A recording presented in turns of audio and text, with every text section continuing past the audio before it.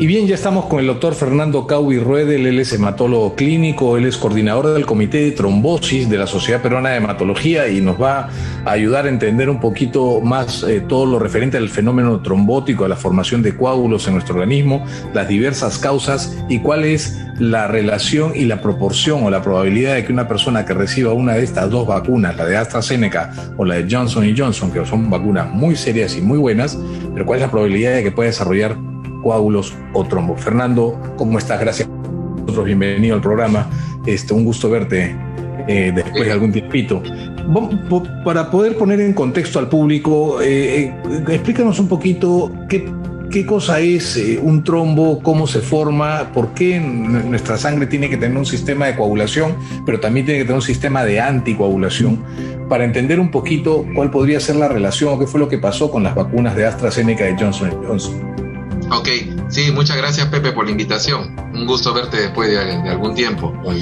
Mira, el tema de la trombosis es bastante complejo. Yo creo que con esto de la pandemia por el SARS-CoV-2, la palabra trombosis nunca se ha desarrollado tanto en la población general y en la comunidad médica como ahora, ¿no? Entonces, yo creo que todo el mundo está muy interesado en saber el tema de lo que es trombosis. Trombosis es básicamente un desorden en la balanza que nosotros tenemos dentro de la coagulación de la sangre, como bien tú dices, una balanza muy, muy fina entre lo que se produce coágulos y se destruyen coágulos, ¿no? Es decir, la parte protrombótica y la parte antitrombótica. Naturalmente existen mecanismos en nuestro cuerpo que regulan todo eso y permiten de que una persona no desarrolle coágulos, pero sin embargo cuando se rompe esa balanza por algún factor determinante, en este caso por ejemplo por la infección por este virus, ¿no?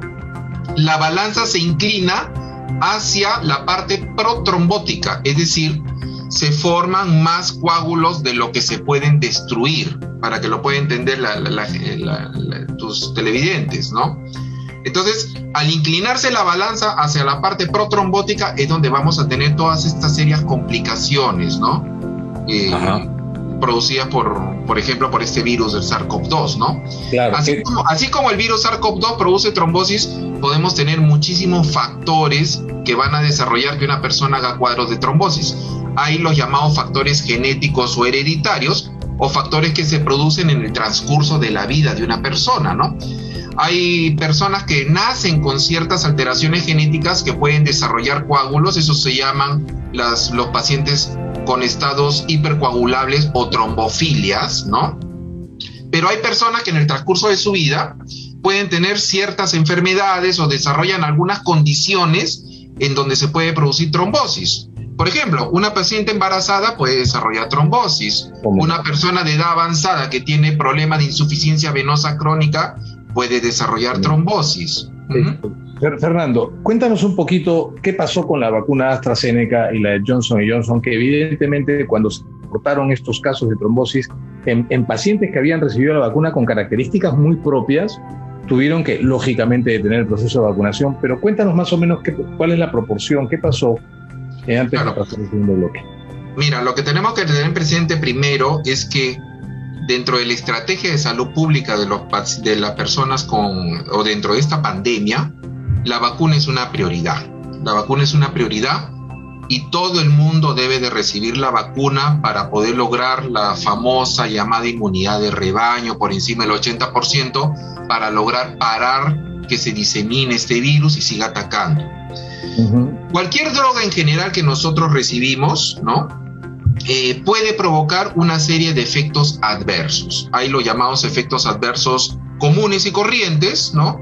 Y hay los llamados efectos adversos raros o muy raros, por ejemplo.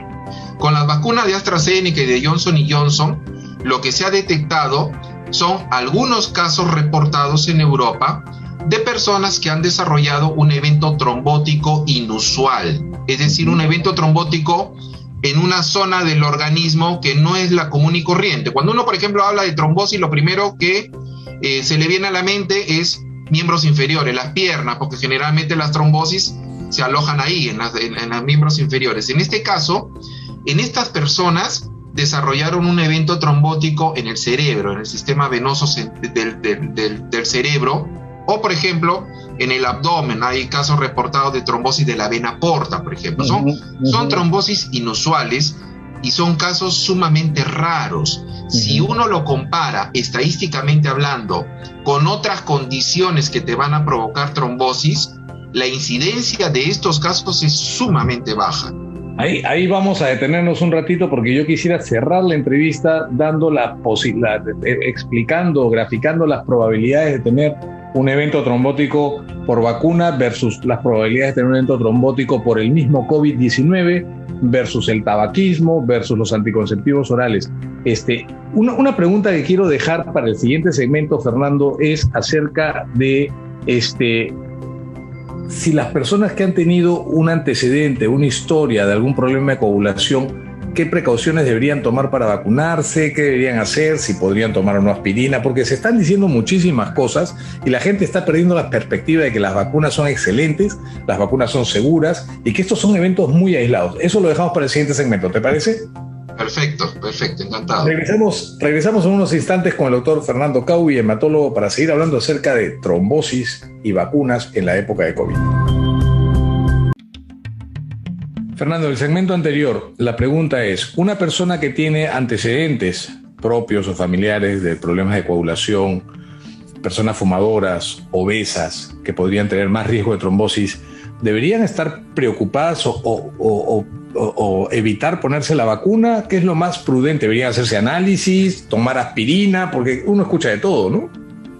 Sí, mira, en realidad hay que evaluar los factores de riesgo de la persona, ¿no? Cuando uno habla de trombosis, uno tiene que ver factores de riesgo. Los factores de riesgo pueden ser muchos en una persona y el médico tiene que determinar si la persona tiene alto riesgo trombótico o no. En ese sentido,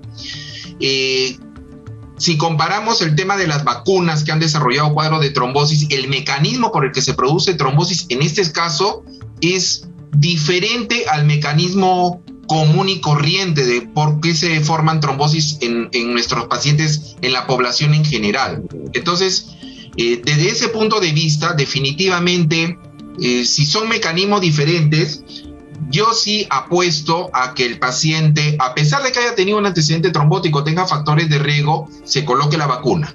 Se coloque la vacuna, ¿por qué? Porque definitivamente el beneficio de colocarse la vacuna versus el riesgo de tener un caso extremadamente raro de desarrollar un evento trombótico supera largamente, pues, ¿no? Hablaste de riesgos, hablaste de beneficios, de probabilidades de tener o no tener un evento trombótico.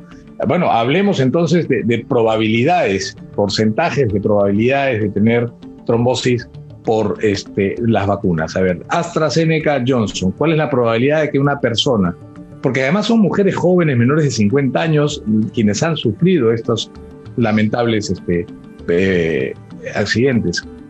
¿Cuál es la probabilidad de que una mujer joven menor de 50 años por vacuna desarrolle trombosis versus que esta misma mujer joven que nunca se haya vacunado pero que tome anticonceptivos orales, o una persona que fume o una persona que tenga COVID? Hablemos de cifras y de porcentajes. ¿Los tienes por ahí? Claro.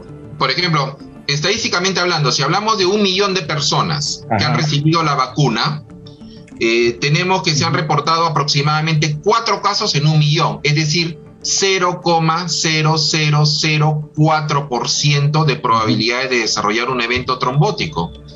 Si hablamos, por ejemplo, de nuestra población femenina, de 1 millón de mujeres que toman píldoras anticonceptivas, entre 500 y 1.200 mujeres van a desarrollar un evento trombótico, es decir, la incidencia aumenta a 0,05% hasta 0,12%.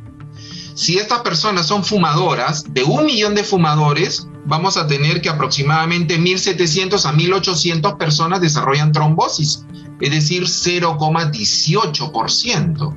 Ya tú ves que se va aumentando la probabilidad de desarrollar un evento trombótico. Y si hablamos del SARS-CoV-2, del COVID, ¿no? De 1 millón de personas que se infectan por el COVID, estamos hablando de más o menos 165,000 personas que desarrollan trombosis. ¿Qué cosa quiere decir? Que estamos llegando más o menos a una cifra aproximada de 17%. de personas que desarrollan trombosis. Es decir, una persona que no se vacune y hace COVID tiene 40,000 veces más probabilidades de trombosis y morir como consecuencia de eso versus a una persona que se vacune. Exacto. Lo que me hace pensar a mí, Pepe Recoba, que si tuviera que vacunar a su mamá, a su hermana mayor, a su hija, a su esposa, las vacunaría, así tuvieran algún problema de coagulación subyacente, yo las vacunaría. ¿Tú vacunarías a tu familia? No, definitivamente que sí, Yo es lo que estoy haciendo con mi familia, ¿no? ¿Cómo no? Ahora los adultos mayores de mi familia los estoy induciendo para que se vacunen, definitivamente, ¿no? ¿Cómo no? Entonces podríamos decir que estos dos eventos presentados con estas dos vacunas, mejor dicho, este fenómeno trombótico presentado en estas dos vacunas son hallazgos relacionados, pero son casuales, que no son mayores que la población general y que el riesgo es prácticamente nada. Por lo tanto, por eso es que se han seguido vacunando y los países siguen poniendo las vacunas, ¿no es cierto? Exacto. Y las organizaciones internacionales que ven este tema, por ejemplo, la Sociedad Internacional de Trombosis y Hemostasia, EJA, la Sociedad Americana, están recomendando que sigamos vacunando a los pacientes, ¿no? Perfecto. Fernando, pues el tiempo es tirano, lamentablemente. Tenemos que seguir conversando en alguna otra ocasión. Muchísimas gracias por habernos acompañado en el programa el día de hoy. Ha sido un enorme... Muchas gracias, Pepe. Para otra oportunidad, encantado. Gracias. Chao.